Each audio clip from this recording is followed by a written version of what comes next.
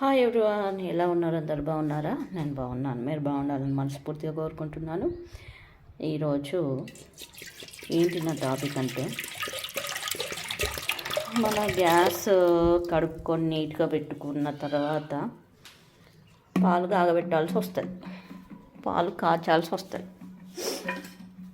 మనకు ఆడవాళ్ళకి గొప్ప వరం ఏందనంటే మర్చిపోవడం కదా. చూడండి, ఇప్పుడు నీట్గా ఉంది కదా.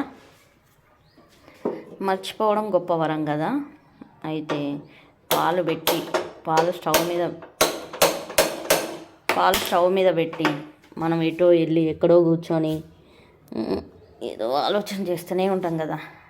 గొప్ప వరం మర్చిపోవడం అయితే,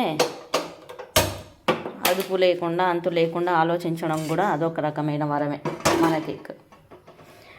అయితే నా టాపిక్ ఏంటంటే, సరే పాలు పెద్దగా పెట్టినాం, జస్ట్ ఒక నిమిషంలో వస్తాం కదా అని అట్లా వెళ్ళేసి వచ్చేసరికి ఉన్న పాలు కాస్త పొంగిపోయినప్పుడు ఇలా సామాను పెడతాం కదా, కడుక్కొని పెట్టుకున్న సామాన్కంతా ఈ పాలు పోయి చేరకుండా ఏం చేయాలంటే, ఎట్లా మర్చిపోయే మంచి టాలెంట్ ఉంది కాబట్టి ఇట్లా పెట్టేసుకోండి ఒక ప్లేట్ స్టవ్ కింద.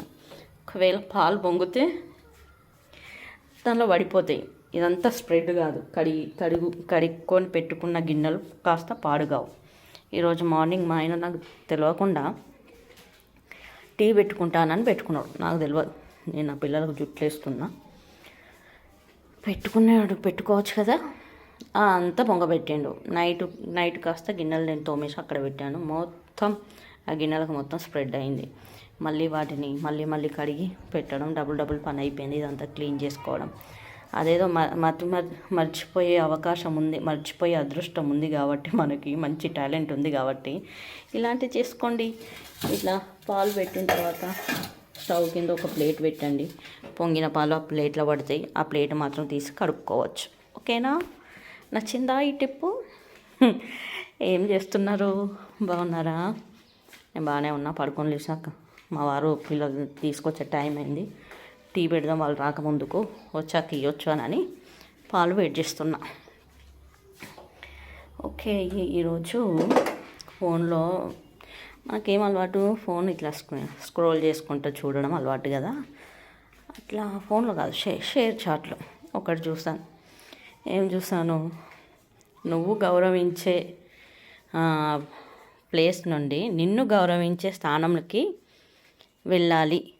నువ్వు గౌరవించే స్థానం నుంచి, అర్థమైందా? నువ్వు గౌరవించే స్థానం నుంచి నిన్ను గౌరవించే స్థానం ఏంటో తెలుసా? చదువు అని చూసా.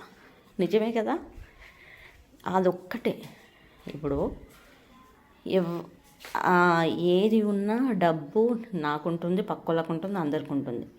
కానీ ఉన్నతంగా చదువుకునే వాళ్ళకి ఉన్నతమైన గౌరవం చెందుతుంది. అందరు చదువుకోండి, నెగ్లెక్ట్ చేయకండి.